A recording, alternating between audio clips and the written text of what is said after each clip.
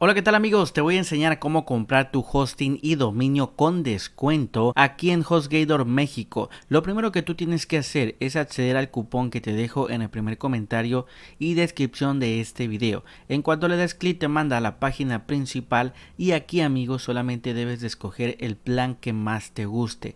Por ejemplo, el plan emprendedor, vas a darle clic aquí, contratar ahora, después te manda al tiempo de contratación. Mi recomendación para ti es que si te quieres ahorrar la mayor cantidad de dinero es que lo contrates a 3 años. De hecho aquí abajo te pone cuánto te estarías ahorrando.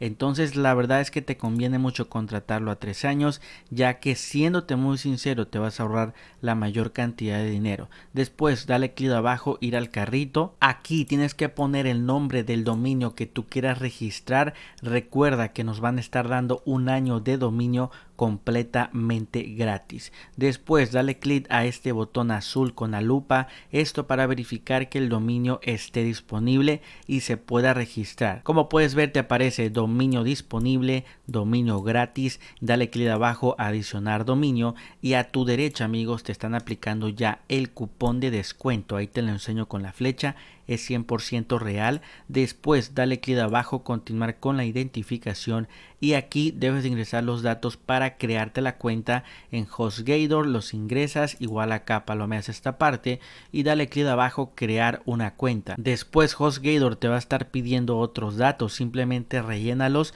y dale clic abajo continuar al pago. Por último te manda para que tú puedas hacer tu pago. Puedes seleccionar cualquier método de pago que más te guste, simplemente rellena tus datos para ya poder pagar y a lo último dale clic en finalizar compra y listo amigos, ya compraste el mejor hosting del mercado que es HostGator México. Recuerda que toda la información te la mandan a tu correo electrónico, así que ahora mismo revisa tu correo. También recuerda que yo he creado un tutorial exclusivamente para ti donde te enseño cómo crear tu propia página web con WordPress con un diseño impresionante. Te dejo el video, te va a estar apareciendo ahora mismo, solamente dale clic para que vayas al tutorial.